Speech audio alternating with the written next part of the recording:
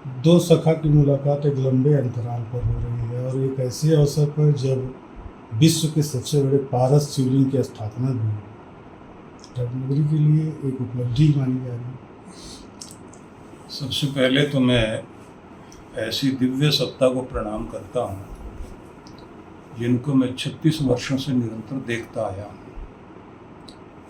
जिनके हृदय में राष्ट्र झांकता है, सनातन झांकता है, संस्कृति की प्रखर रश्मियाँ प्रकट होती हैं, जो कभी अपनी चिंता नहीं करते, माँ भारती की चिंता करते हैं। इनके सामने से ही बड़े हुए बहुत सारे लोग आज शिखर की ओर अपनी कीर्ति पताका लहरा रहे हैं, लेकिन जो सदैव निरंतर एक रस रहे हैं और निश्चल हैं, निश्चल मुस्कान हंसी उनकी दिखाई देती है। और सबसे दिव्य बात मैंने जो देखी है कि वो विद्वता को भी आंकते हैं, मनुष्यता को भी आंकते हैं, और जिस प्रकार से समाज को दे रहे हैं, तो मुझे तो ये लगता है कि मैं साक्षी रहा हूँ, तो मेरा ये सौभाग्य रहा है।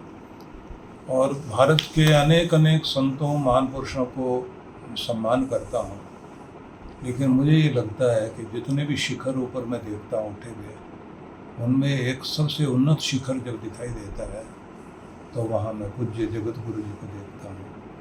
तो इसलिए जब इनके पास आते हैं हम लोग, तो हमें पुरानी स्मृतियाँ आती हैं और दिखाई देता है कि प्रखर सूर्य की तरह वो आज भी अपनी रश्मियाँ बिखेर रहे हैं।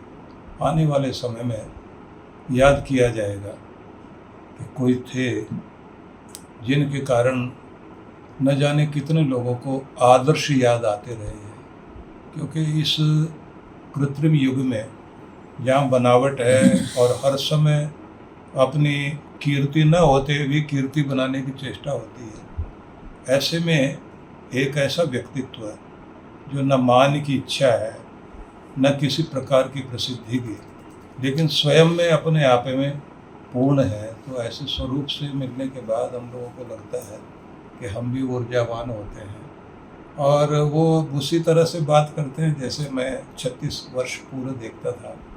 तो उतनी सरलता का होना, सौम्यता का होना, लेकिन जहाँ जहाँ वो रुद्र रूप भी दिखाते हैं तो वो रूप भी चाहिए, और अगर वो नहीं दिखाएंगे तो बहुत सारे लोग जो आज ये सोचते हैं कि उनकी यश गाथा के अनुसार यहाँ भी कोई ना कोई अनुमोदन करेंगे, वो इस तरह का अनुमोदन किसी का नहीं करते। कितना भी बड़ा कोई व्यक्ति सामने हो, अपनी बात कहने में कभी झिझकते नहीं हैं, और कहते हैं इसलिए क्योंकि कहने की आदत नहीं है, जिसका कोई अर्थ होता है वो कहते हैं। इसलिए मैंने कभी भी इनको बोलने के लिए बोलते हुए नहीं देखा, कुछ कहने के लिए बोलते हैं जिसका अर्थ होता है संदेश जाए समाज को, और संदेश के साथ उपदेश, और उपदेश के साथ आदेश जरूर देते हैं। तो ऐसा स्वरूप देखकर आनंद होता है, तो बहुत अभिभूत हूँ।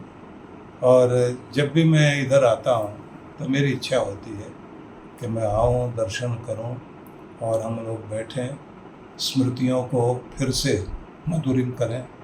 तो अभिनंदन करता हूँ। सनातन का तमाम प्रकाश पूंजी में फैल रहा है, लेकिन इस पर कहीं कहीं कलंक भी लग रहा है। अयोध्या की आज जो प्रकरण चल रहा है, आप दोनों विभूतियाँ उस समय के साथी हैं जब इसकी चर्चा बैठकें होती थी। आज साकार हुआ, परिकल्पना साकार हुई, लेकिन ऐसे दाग कैसे मिटाए गए? देखिए, किसी व्यवस्था को कभी भी पूर्ण नहीं माना जाता, कोई न कोई दोष व्यवस्था में होता है। ये अधिकार तो पूज्य जगत गुरु जी का है कि वो शक्ति से कोई बात कह सकते हैं, लेकिन मैं ये जरूर कहूँगा कि भगवान ने एक रूप दिखा दिया कि आने वाले समय में अगर अपनी यश कीर्ति को उसी प्रकार से अक्षुण्ण रखना है तो इस तरह की त्रुटियाँ नहीं होनी चाहिए। और इसलिए अब जहाँ तक मुझे लगता है प्रबंधन कौशल में जो महारत हासिल है हमारे लोगों को, आने वाले समय में ऐसी कोई त्रुटि होगी नहीं, क्योंकि अब बहुत कुछ भीतर भीतर चल रहा है व्यवस्था को व्यवस्थित करने के लिए रणनीतियाँ बन रही, योजना बन रही, लेकिन जो कुछ हुआ दुखद है और निंदनीय है।